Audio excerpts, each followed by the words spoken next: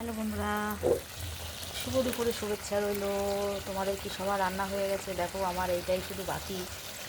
দেখো ডিমের ঝোল করছি আজকে। দেখো হয়ে গেছে, এইটাই লাস্ট। এই যে তোমরা সবাই কেমন আছো? আশা করি সবাই ভালো আছো। চলো কি কি রান্না করেছি কাঠে তোমাদেরকে দেখায়। দেখো ঝিঙা আলু পোস্ত করেছি, এদিকে দেখো উচ্ছে আলু চচ্চড়ি করেছি, এইদিকে দেখো আমের চাটনিও করেছি। দেখো